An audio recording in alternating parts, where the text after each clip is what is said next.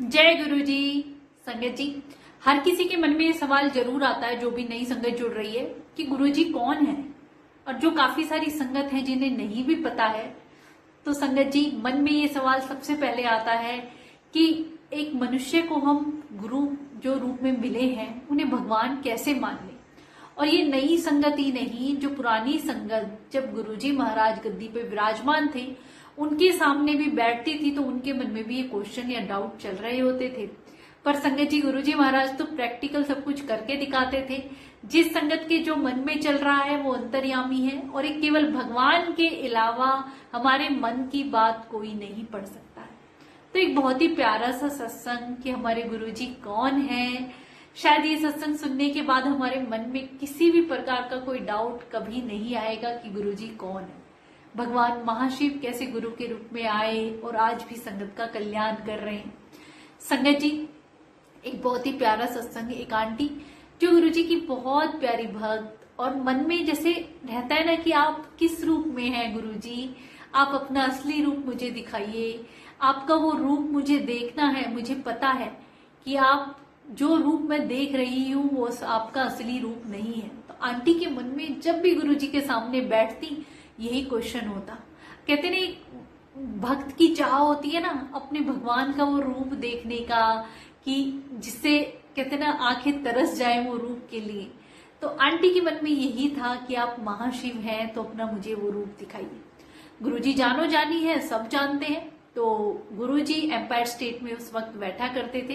गुरुजी महाराज ने हम सब संगत के कल्याण के लिए बड़ा मंदिर बनवाया है। संगत जी आप सब बड़े मंदिर गए होंगे और जो संगत नहीं गई है तो मैं उन्हें बता दूं कि गुरुजी महाराज 12 ज्योतिर्लिंगों की शक्ति एक मंदिर में ही समाहित करके गए हैं, जहां जाने से हमें 12 तीर्थ स्थानों का पुण्य एक साथ प्राप्त होता है।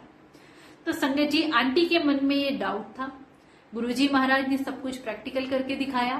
तो जिस दिन वो आंटी गुरुजी के दर्शन के लिए आई है एम्पायर स्टेट में, तो गुरुजी बोले आंटी मंडे के दिन तू बड़े मंदिर मेरे दर्शन के लिए जा। तो आंटी बोली गुरुजी आप होंगे वहां? कह रहे मैं तो नहीं होऊंगा, तो मंदिर के दर्शन कराना। अब आंटी अपनी एक फ्रेंड को लेके सोमवार के दिन बड़े मंदिर जाती है। अब बड़े मंदिर के दर्शन शायद आपने किए हो संगत जी, एंट्री पे गणेश जी विद्यमान है। उसके बाद गुरुजी महाराज की महासमाधि है, उस वक्त समाधि नहीं थी। ये गुरुजी के चोला छोड़ने के बाद जो अखंड ज्योत और समाधि बनी है, तो उससे आगे शिव जी की मूर्ति है। शिव जी की मूर्ति के भी ऐसे अद्भुत सत्संग है संगत जी, मैं अपनी वीडियो में कई बार शेयर कर चुकी हूँ। ऐसे चमत्कारी सत्संग, ऐसी लीलाएं जो भगवान महाशिव के अलावा कोई नहीं कर सकता है। अब आंटी वहां दर्शन के लिए खड़ी हुई भोले बाबा की तस्वीर के सामने, और जैसे ही आंटी ने आंखें बंद करी और आंखें खोल के ऊपर की तरफ देखा तो वो क्या देखती हैं कि जो शिव जी की मूर्ति है, फाउंटेन वाली शिव जी की मूर्ति आपने भी बड़े मंदिर में देखी होगी संगत जी।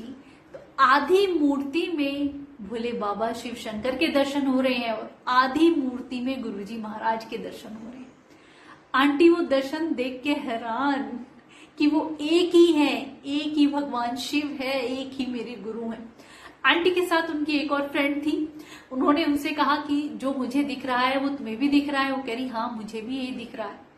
आंटी उस वक्त इतना वहां पे कहते ना भावुक हो जाती है और रोने लग जाती हैं कि भगवान मुझे माफ करना, मैं समझ नहीं पाई और आपसे पूछ बैठी कि आप मुझे अपना असली रूप दिखाइए, आपका ये असली रूप नहीं है, आप ही शिव हैं संगत जी। आंटी वो दर्शन पाके धन्य हो गई। सच में वो संगत कितनी ब्लेस्ड है जिन्हें गुरुजी महाराज ने अपने साक्षात दर्शन कराए हुए हैं। मुझे नहीं लगता कि अब जो नई संगत जुड़ रही है उनके मन में कोई डाउट रह जाना चाहिए कि गुरुजी ही महाशिव है संगत जी। फिर आंटी जब वो दर्शन कर लेती हैं, उसके बाद जब गुरुजी महाराज से मिलने एम्पायर स्टेट जाती हैं तो गुरुजी आंटी को ही देखते बोलते हैं और भाई आंटी दर्शन हो गए? तो आंटी कहती है गुरुजी महाराज दर्शन हो गए। मैं निहाल होगी वो दर्शन पाके भगवान महाशिव के, कैसे आप धरती पे हम मनुष्य की तरह रूप में आए और कैसे एक एक संगत का इतना ध्यान रखना, इतना प्यार करना, उनके कष्ट परेशानियां अपने ऊपर लेना संगत जी आसान नहीं है।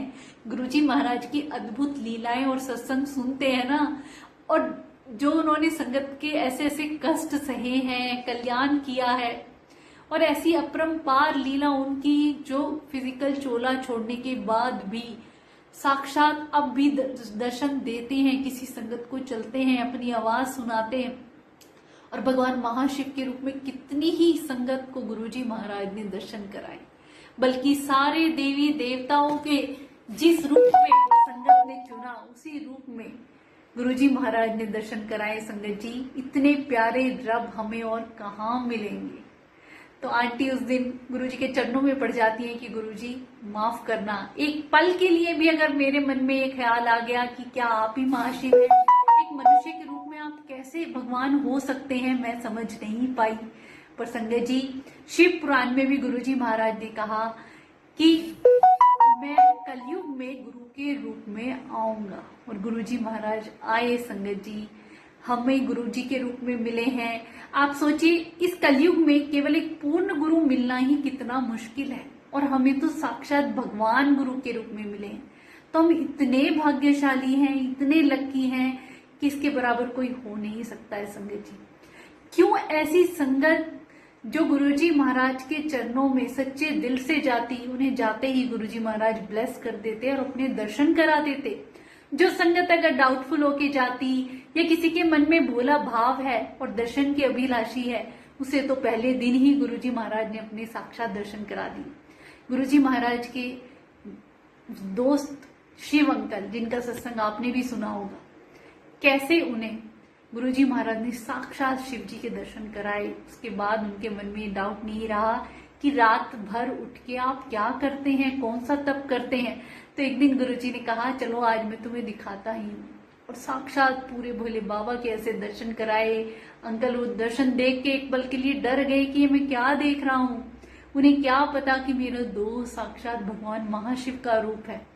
संगत जी, गुरुजी महाराज जो आज भी एक निरंकार, एक ज्योत के रूप में हर संगत को ब्लेस कर रहे हैं। आपने देखा, लाखों करोड़ों लोगों की भीड़ कोई यूं ही नहीं पागल हो रही है।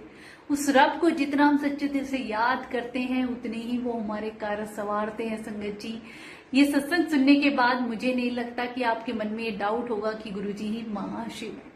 बहुत से ऐसी संगत के सत्संग हैं जिन्हें सुन के रोंगटे खड़े हो जाते हैं कि कैसे कोई भी बात किसी देवी देवता से उन्होंने घर में कही है, और वो बातें जब गुरुजी के पास जाते तो गुरुजी जाते ही वो बातें बता दिया करते कि आज गुरु नानक जी से तू ये कह रही थी, या शिव भोले के सामने तूने ये अरदास लगाई। तो गुरुजी को कैसे पता?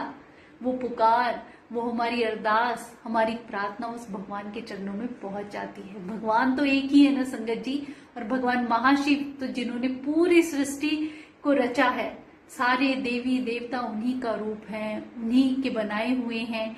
तो जब भी हम किसी देवी देवता को पुकार लगाएंगे तो वो भोलेनाथ तक ही पहुंचती है, वो गुरुजी तक ही पहुंचती है।